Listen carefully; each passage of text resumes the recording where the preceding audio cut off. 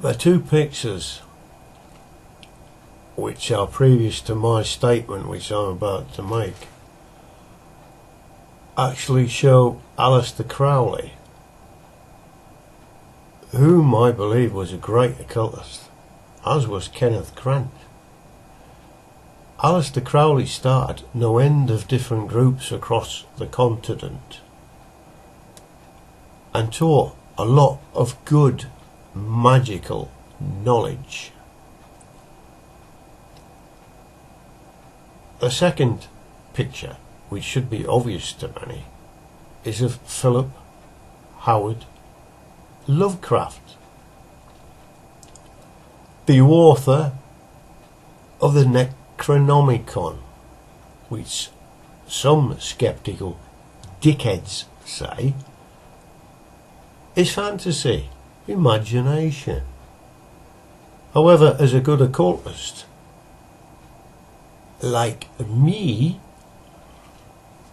the Necronomicon exists out there in a kind of a space, a channeling, if you like,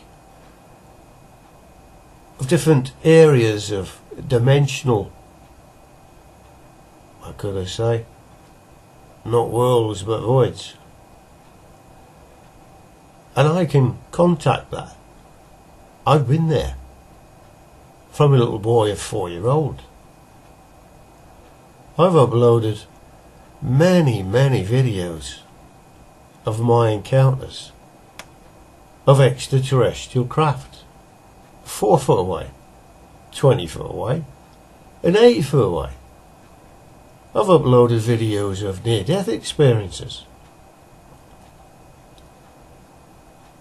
of encounters with Lemurians and Atlanteans, encounters with entities, real entities, solid, with demons, with ghosts, with poltergeists. But then again, you see, there's that many dickheads out there who are spiritually inclined to disbelieve it. And you know why? Because they're frightened little boys and girls. It's as simple as that. They want to paramountly stay in their little cosy world and believe everything that's put out by the bullshit spiritualistic churches. Well, tough shit. In a moment, I'll show you my new novel, my second novel, which contains dangerous spells, rituals, and 49 seagulls. Not seagulls that fly in the air, by the way. S-I-G-I-L. Which are occult symbols. 49 calling cards, if you wish, which are in my book. It is both a grimoire and an occult adventure, and it's very deep.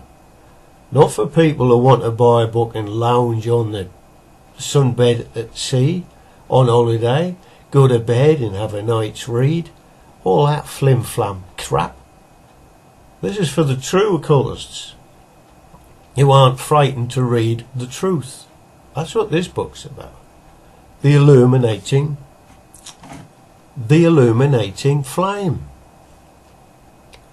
And the illuminating flame is simply the soul. Because the soul is multicoloured. And when you die, you don't have any judgment as all that bullshit put out by priests and vicars and the Pope. Crap. That's crap. When you die, the colour of one's flame, one's soul, attaches itself to another world, even a different universal system, because there's many universes. I have no time for NASA and so-called physics teachers. They taught absolute crap. Physicists. Liars. The soul passes on and has an affinity with an area of space and time of the same affinity, of the same colour that it is itself. And one moves on and progresses into another form, not human form, another form. And then we begin the ascensions. And we go higher and higher through trees. I call them trees, but some people would call them universes, and there's many of them. Many. And you obtain different colours. You enhance the colour of the soul. And it becomes more and more brilliant, and whiter and whiter and whiter, I should do, until you reach the Godhead, the end Godhead, what you would call the real God. And you immerse yourself into his soul, the brilliance of his flame of white. In my book, The Illuminating-Flame, it explains exactly what happens when you die, where you pass over to, into the Bahora tunnel and down, if you are dark and real evil, or you ascend. I won't go into that, you have to read the book. The following book, which I'll show pages of, it's probably a very dangerous book, but I don't give a toss. I'm here to teach the truth. And if people don't like the truth, then tough shit. This book's available at Waterstones worldwide. If you're interested, that is. There's 15 illustrated pages of magical symbols and ritual and whatever. There's 49 sigils, as I've said, S-I-G-I-L, which emanate from the Godhead form itself, which permeates through all universes. It's a current. And if one wants to inscribe a talisman or an amulet and empower it such, things will happen. Believe me, things will happen. And if you say the spells or do one of the rituals in there, things will happen. The Illuminati play like little children, but what they do? They don't communicate with Satan and the devil, they communicate with demons. The demons feed off their bloodlust. That's all they do. God doesn't approach mankind and come and talk to mankind, he'd kill mankind. He doesn't have to touch mankind, his power would be too effervescent. Well, it's the same with the negative side. Do you think Satan or the devil wants to approach a human form? I don't think so. Any human that says that is talking absolute load of crap. Absolute crap. It's demons you're dealing with. Demons. And believe you know, I know about demons. I faced them. I faced entities. I've uploaded no end of videos. If you care to look at them, I've uploaded them on YouTube and Facebook. I've had close encounters with extraterrestrial craft. I've been inside craft. I've had 2 abductions. But what's the point of talking about it? And hence the title of this is that the pen is stronger than the sword and always will be. And I intend to push the truth out by the pen, by my novel, The Illuminating-Flame, if you care to buy it and read it. I guarantee you never read anything like it in your entire life. It's part of all my years of my encounters and experiences with other worlds, put into a narrative, if you like, into a storyline. There's 29 chapters. One of them is the Bowl of Splendor from Babylon.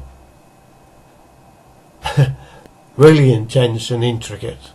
I even put down how to perform the rituals And believe you me, everything in my book, The Illuminating-Flame, cannot, and I say cannot, be found anywhere in any other manuscript on this planet Earth.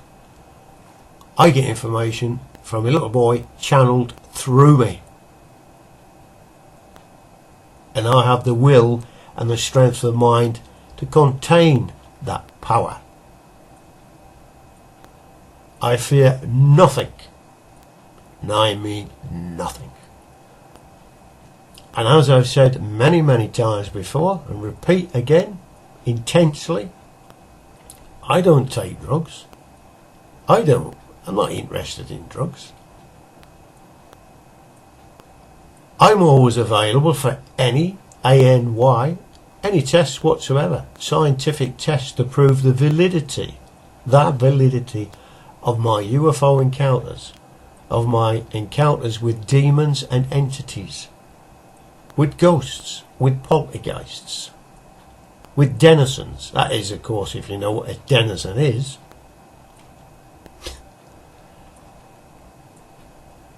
I've had fairies in Iona around me. I cried, tears rolled out my eyes. I've had so many fantastic experiences. What's the point of talking about it? Because there's the majority of people out there, worldwide, just cannot believe that a human like me can have had so many experiences. But I should tell her this much, it's leading up to a fantastic conclusion and phenomenon.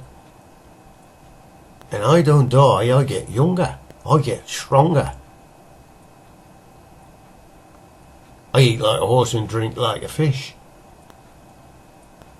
I'm 65. I was born exactly midnight, between the light and dark hours.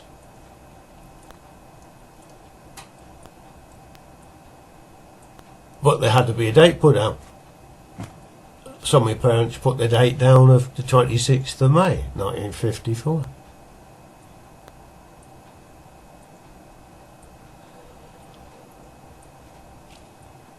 So before I go on, let me just show you my book. Thank you.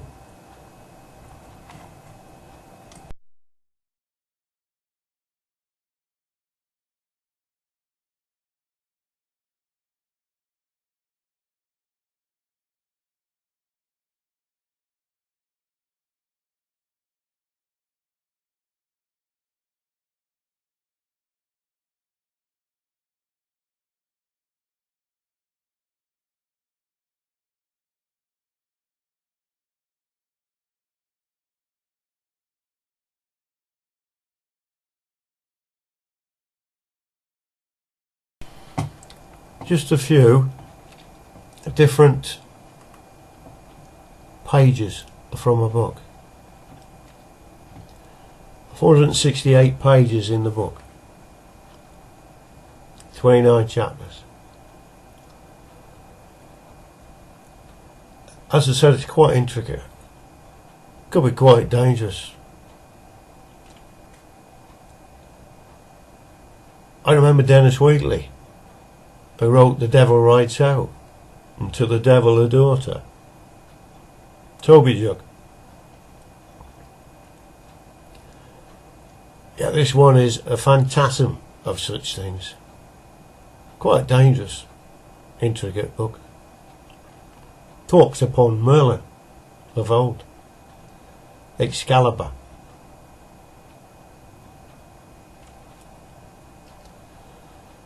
Talks about Morgana, or Morgane Le Fay, as the Welsh say.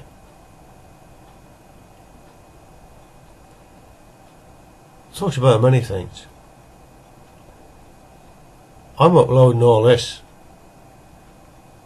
on YouTube, as well as Facebook. So I need to get it out there.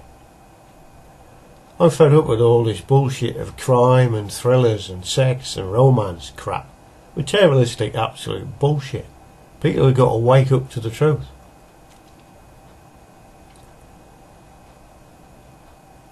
This tells a story also of occult characters, 5 main ones, who travel below the sands, the Babylonian sands, and find under the Euphrates River a UFO, an extraterrestrial craft.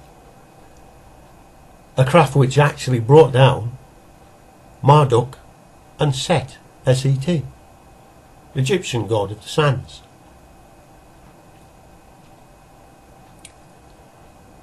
It tells us of the womb of Satan. It tells us many things. If of course you're prepared to read it.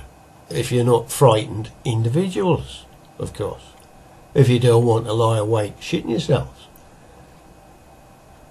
As I've said before, the occult symbols, which there are 49, should enlighten people. The mind. Illuminate the soul. Hopefully. So that's all I've got to say for the time being. Except that I'm an advanced, and I mean an advanced occultist. Far beyond what the occult law calls an ipsissimus. Far beyond that. I remember I started seeing and encountering beings of space and time before I was 4 years old.